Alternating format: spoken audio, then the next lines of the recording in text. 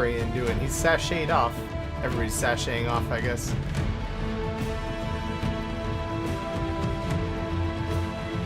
Well, hopefully, I think I remember reading it could be coming at the end of 2018, which would be kind of nice. Gives me a little hopeful after the tragedy of Mass Effect Andromeda being cancelled.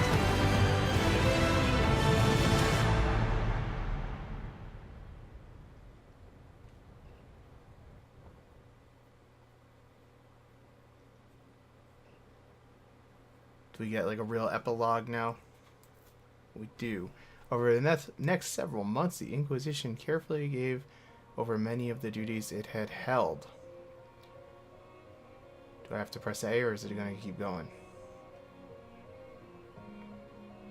As the Divine's personal guard and peacekeeping force, the Inquisition shrank to a more manageable size.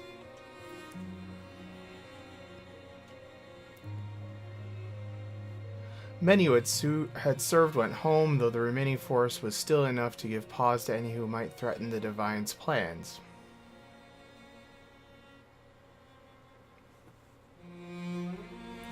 Those who served the new Inquisition were tested and checked thoroughly in hopes of ferreting out any more spies within its ranks.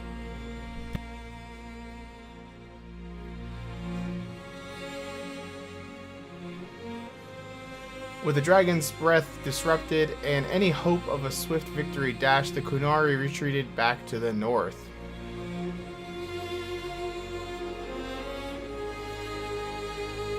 Few knew that what debates waged in Parvalan, but not long after the exalted Council of Qunari launched new attacks against his adventure. So just like Solus said.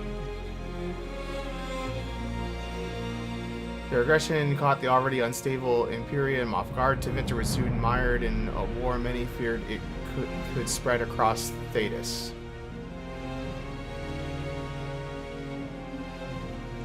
Cassandra continued her reign as Divine Victoria, rebuilding fractured alliances and settling the Inquisition to its new role as her personal guard. Her efforts were successful, and for a time, Southern Thetis saw peace.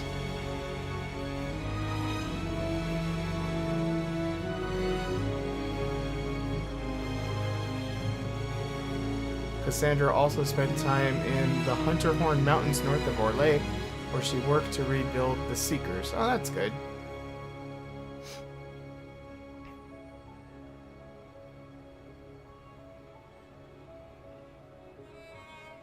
For a time, the new Seekers remained reclusive, showing no interest in worldly affairs and working to a purpose few outside their order could guess. What about the Grey Wardens? That's what I want to know. While Divine Victoria could never marry, it was obvious that she remained close to the Inquisitor. Look at that little sly smile there.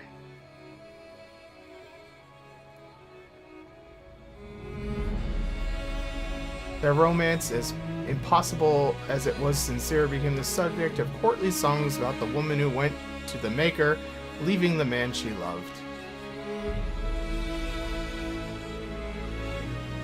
But always glancing back and smiling when she saw he was there.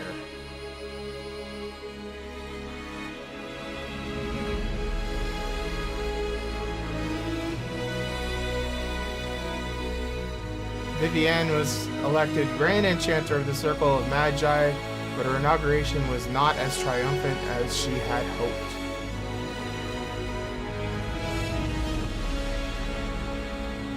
Those veteran mages of the Inquisition who did not return to the fold formed a new college of enchanters as a rival organization to her circle. Ooh.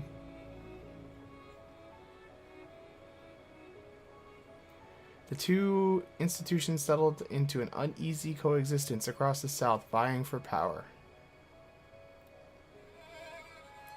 Very long epilogue here. Liliana continued to act as the Inquisition spy master in its final months as an independent organization.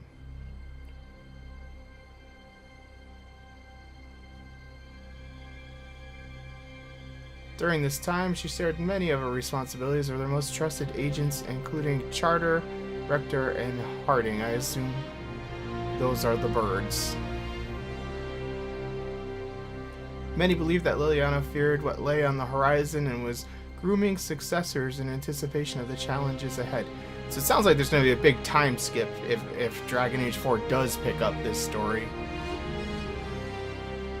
With the Inquisition now answering to the Divine, Sarah joined the Inquisition in officially retiring from scaring people in high places. Oh, scaring people in high places? By formal account and agreement, both would lead boring, safe lives, nor special, doing nothing much at all.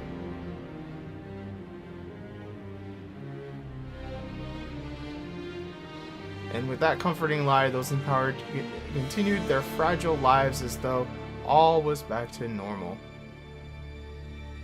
So he's got like an awesome like grappling hook arm thing now.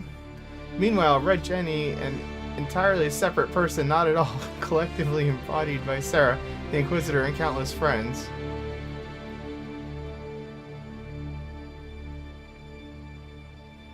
continued to make a difference or just have fun where and when the impulse struck. So he basically became Batman. Like a spy more like the Arrow, I guess.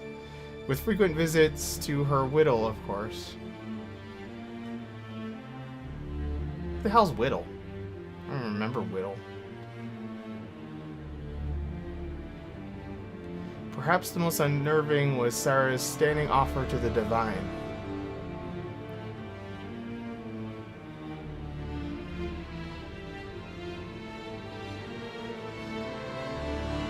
When the knobs piss about with your left hand or right, call on Red Jenny to give them 2 fingers.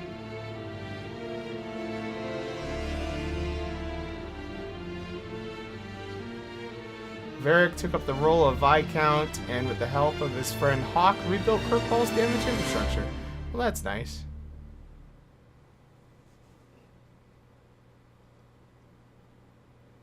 Under his rule, the city-state finally resumed its place as the major trade hub of the Free Marches.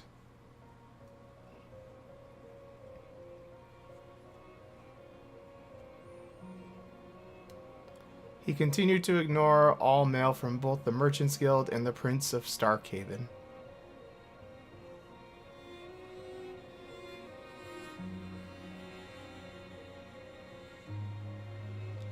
It was never clear if the Iron Bull knew he would be forced to turn upon the Inquisition, or if he was lying the entire time.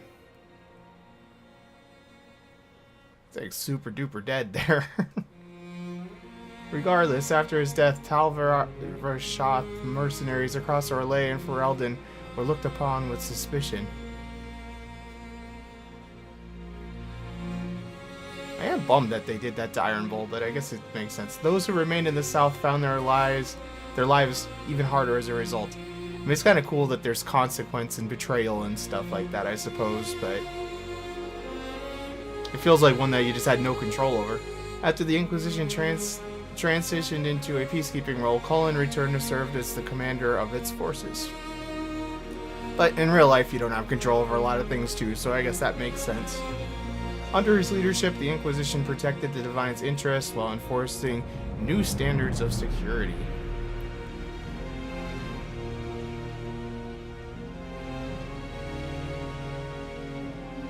Cullen also expanded the Chantry's treatment for Templars whose minds were taken by lyrium, as well as those who wished to cease lyrium usage.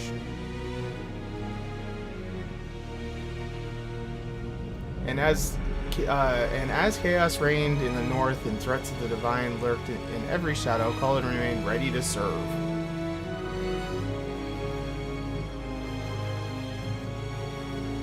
Dorian returned to Tevinter to take his father's place in the Magisterium. That sounds like a bad time to go back to Tevinter.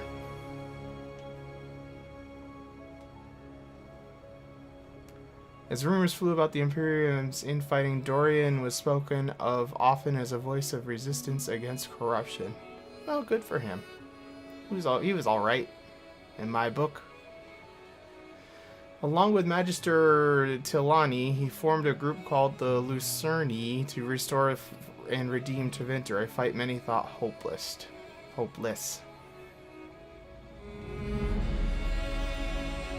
After the exalted council, Tom Rainier bid farewell to his friends and went to Weishaupt Fortress to pledge himself to the Grey Wardens for good. While he was rarely seen in the years that followed, some say they encountered Rainier in far-flung lands, their accounts always similar.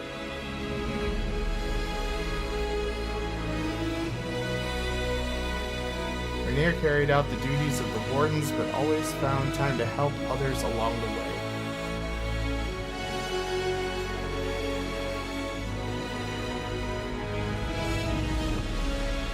Sometimes he served as a shield for the defenseless, other times he spread simple cheer among children with gifts of small carved toys.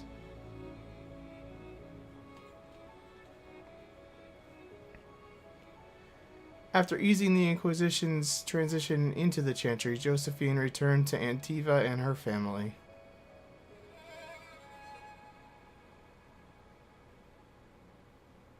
Thanks to the Inquisitor's help, the Monolets were once again permitted to trade in Orlais.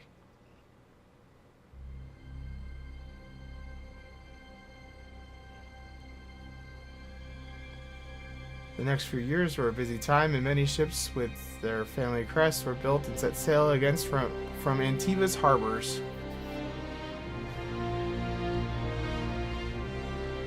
The Xbox was going to sleep. Soon, Ravani pirate captains with an ancient feud against Josephine's ancestors took to the seas, determined to rekindle their rivalry.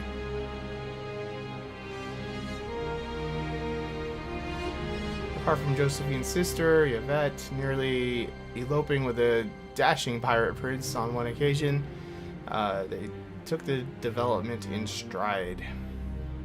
That doesn't sound like something to take in stride, pirates. After the events at the Winter Palace, elves left the Inquisition under mysterious circumstances, as did elven servants across Thedas. Oh, that's kind of odd. None could say where they went, but those who believed the Inquisitor's story about Fen Harel wondered just how large the Dead Wolf's forces were.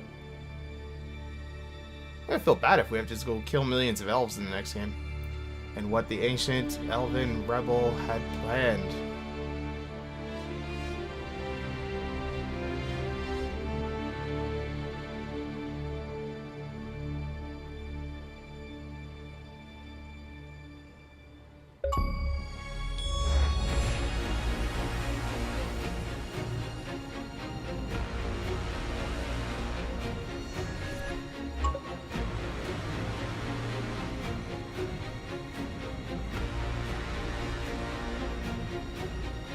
My agents have found nothing. With the Illuvians, he could be anywhere. Maintaining the Inquisition, even as a peacekeeping force, leaves us vulnerable to agents of the Dread Wolf. But also gives us the strength to respond. We will need to be careful. Solus knows everything about us. Who we are, how we work, our strengths and weaknesses. Then we find people he doesn't know. We will save our friend from himself. If we can. So that's the next party, I guess. Into Winter. Well, that's exciting. Be fun to go do stuff into Winter.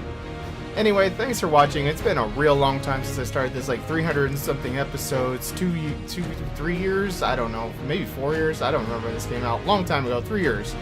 And, a lot of breaks and stuff and all that, but we finally made it through all the DLC, the whole thing, and I really appreciate you if you've watched these videos. That's a lot of videos, obviously, to watch, and I'm excited about Dragon Age 4 whenever it does come out. I love BioWare games and all that, and I think I always will. I liked Andromeda, even though it was mixed reviews from people. Again, I'm sad at what happened with that. Hopefully things go a little smoother and EA doesn't screw over Dragon Age 4 the way they did with Andromeda. But yeah, thanks again for watching, and I will see you later. Oh, what do we got here?